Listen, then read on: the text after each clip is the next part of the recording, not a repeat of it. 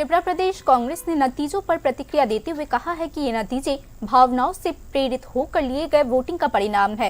त्रिपुरा प्रदेश कांग्रेस अध्यक्ष आशीष कुमार शाह ने शुक्रवार को एडीसी चुनावों के अंतिम नतीजों की घोषणा के तुरंत बाद इस मामले पर अपने विचार व्यक्त किए हैं।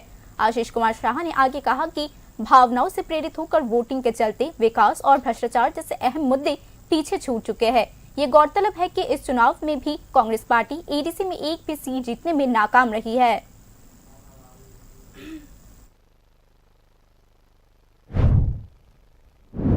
আগেও বলেছি যে এটা কোনো রাজনীতি নয় বা বর্তমান শাসক দল এরা রাজনীতির আঙ্গিনায় সম্পূর্ণভাবে এরা নির্বোধ, যার জন্য আজকে এই ফলের সম্মুখীন হতে হয়েছে।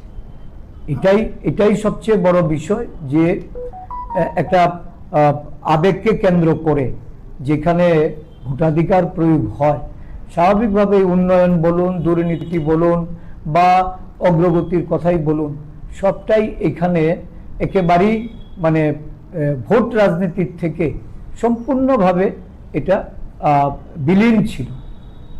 আপনি বললেন দিল্লি নির্ধারিত ফলাফল, দিল্লি কি এরকম চেয়েছে জোটসংঘ? এখন দেখুন, এরা এই রাজ্যে যতই তারা ঝামেলা করুক, নিজেদের মধ্যে সংঘর্ষ সংঘাত যাই কিছু থাকুক, এরা দিল্লিতে গিয়ে একই ঘরে একই দরজায় ঢুকে এরা মিলেমিশে বসেই এদের নীতি নির্ধারণ করে। তো স্বাভাবিকভাবে এই কথাটা এটা বলতে আমার কোনো দ্বিধা নেই যে এক ঘর থেকে বেরিয়ে এসেই তারা মানে ওই ভাতৃঘাতী সংঘর্ষের সঙ্গে যুক্ত হয়।